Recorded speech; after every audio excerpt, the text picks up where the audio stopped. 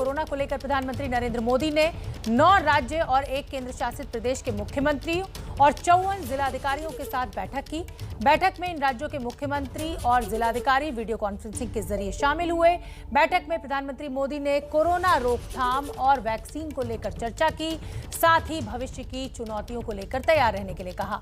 इस बैठक के बाद पश्चिम बंगाल की मुख्यमंत्री ममता बनर्जी काफी नाराज हो गई। उन्होंने आरोप लगाया कि राज्यों के मुख्यमंत्रियों को इस बैठक में बोलने ही नहीं दिया गया, कोरोना वैक्सीन और ब्लैक फंगस पर सवाल पूछने नहीं दिया गया। लिहाजा ममता बनर्जी ने पीएम की इस बैठक को फ्लॉप तक कह दिया। बैठक में प्रधानमंत्री मोदी ने कहा कि कोरोना रोकथाम के लिए गांव में ज्यादा से ज्यादा जांच करनी होगी। हम आपको सुनवाते हैं गांव में फैल रहे कोरोना संक्रमण को लेकर प्रधानमंत्री ने क्या कुछ कहा। गांवों में कोरोना टेस्ट की सुविधा अधिक से अधिक लोगों तक पहुंचाने के लिए मोबाइल वैन का तरीका कई लोगों ने अपनाया है। स्कूलों, पंचायत भवनों को कोविड केयर सेंटर्स में परिवर्तित करने का कुछ लोगों ने इनिशिएटिव लिया है। आप लोग खुद गांव-गांव जाते हैं, वहां की व्यवस्थाओं की निगरानी करते हैं, आप ग्रामीणों से बात करते हैं, तो इससे जो वहां का सामान्य नागरिक है या वहां के गांव के जो एक प्रकार से लीडर लोग हैं, 5 होते हैं, 10 होते हैं, 15 होते हैं, अलग अलग क्षेत्र के होते हैं, उनको जब शंकाओं का समाधान होता है और डायरेक्टली आपके साथ जुड़ते हैं तो उनका आत्मविश्वास अनेक गुना बढ़ जाता है। सारी आशंकाएं एक प्रकार से आत्मविश्वास में बदल जाती है। आपकी मौजूदगी से, आपके संवाद से गांव में ये डर निकल जाता है कि कुछ हो गया तो हम कहां जाएंगे, हमारा क्या होगा। आपको देखते ही तो सारा मन उसका बदल जाता है। इससे लोगों में साहस के साथ ही अपने गांव को बचाने की जागरूकता भी बढ़ती है। और मेरा आग्रह है, हमें गांव-गांव यही संदेश पक्का करना है कि हमें अपने गांव को कोरोना से मुक्त रखना है। प्रधानमंत्री मोदी ने बच्चों और युवाओं पर हो रहे कोरोना के असर पर भी बात की। उन्होंने कहा कि भविष्य में इन चुनौतियों के लिए तैयार रहना होगा। सेकंड वेव के बीच वायरस म्यूटेशन की वजह से अब युवाओं और बच्चों के लिए भी ज्यादा चिंता जताई जा रही है। अभी तक हमारी जो रणनीति रही है, आपने जिस तरह फील्ड में काम किया है, उसने इस चिंता को उतना गंभीर होने से रोकने में मदद तो की है, लेकिन हमें आगे के लिए और अधिक तैयार रहना ही होगा। और सबसे पहला काम आप कर सकते हैं कि अपने जिले में युवाओं, बच्चों में संक्रमण और उसकी गंभीरता के आंकड़े व्यवस्थित करें। अलग से उस पर रेगुलर आप एनालिसिस कीजिए। आप स्वयं भी, मेरा सभी आप प्रमुख अधिकारियों से आग्रह है कि आप स्वयं भी उसका आकलन करें।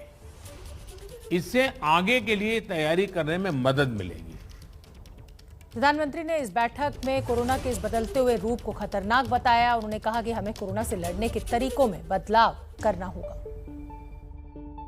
पिछली महामारी हो या फिर ये समय, हर महामारी ने हमें एक बात सिखाई है। महामारी से डील करने के हमारे तौर तरीकों में निरंतर बदलाव, निरंतर इनोवेशन, निरंतर अपग्रेडेशन बहुत जरूरी है।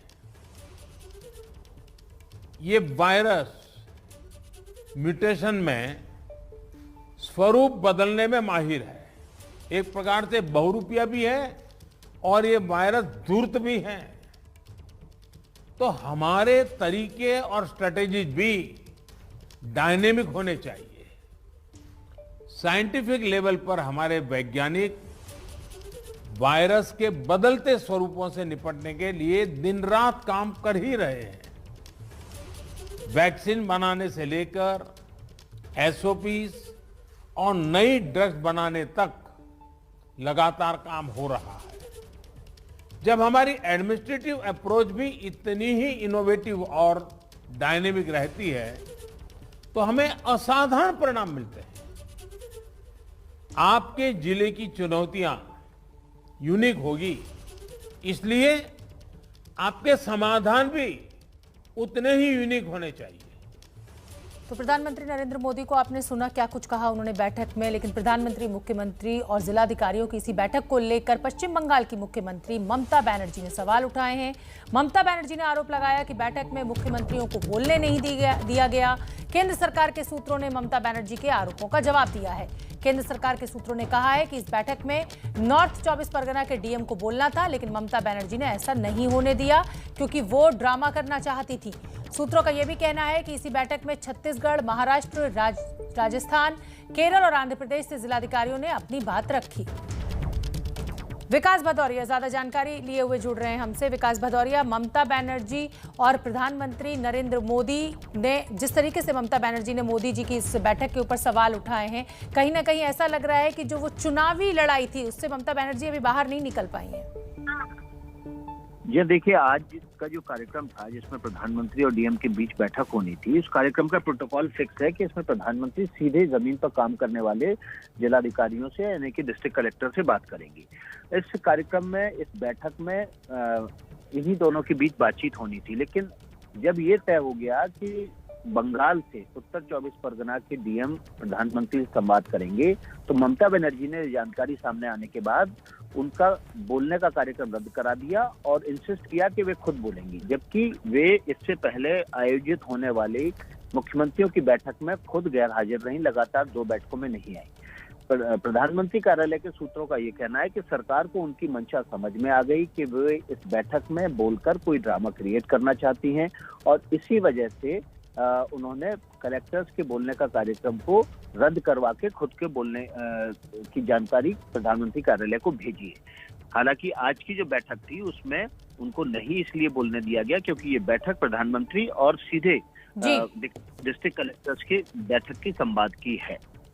बहुत बहुत धन्यवाद विकास भदौरिया इस पूरी जानकारी के लिए। और चलिए अब आपको सुनवा देते हैं कि प्रधानमंत्री मोदी की बैठक के बाद मुख्यमंत्री ममता बनर्जी ने पीएम मोदी पर क्या आरोप लगाए हैं। It was just a casual super flock meeting. We, the chief ministers, are feeling insulted and humiliated. And we are astonished to see that Prime Minister called a meeting and invited the chief ministers. And all the chief ministers were sitting just like puppet. Nobody is allowed to speak. Then how do we speak about the public demand? We never ask about the COVID vaccine. They never ask about the medicine position. They never ask about the oxygen position. They never ask about the remdesivir, the medicine, the urgent, what is not available in the market now. They didn't ask us for the black fungus, that new disease. तो चलिए आगे बढ़ते हैं। बात ताउते तूफान की। ताउते तूफान के बाद मुंबई के समुद्र में डूबे बार्ज P305 में सवार अभी भी 38 लोग लापता हैं, जिनकी तलाश जारी है। इस हादसे में 37 लोगों की मृत्यु हो गई है। इस घटना को लेकर लगातार ये सवाल उठ रहा है कि जब तूफान की चेतावनी थी, समुद्र के किनारे रहने वाले लाखों लोगों को सुरक्षित ठिकानों पर पहुंचाया जा रहा था, फिर जो लोग समुद्र में मौजूद थे उन्हें वक्त रहते क्यों नहीं बचाया गया? जो लोग बचकर आए हैं वो कंपनी पर लापरवाही का आरोप लगा रहे हैं।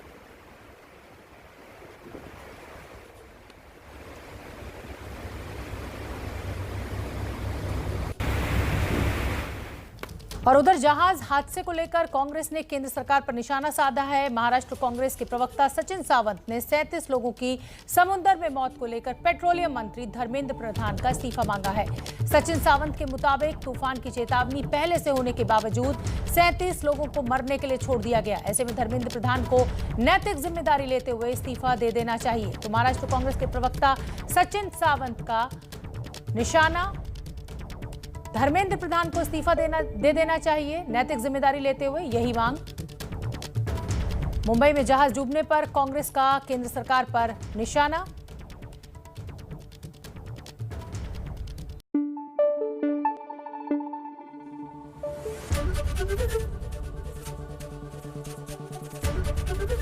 एबीपी न्यूज आपको रखे आगे।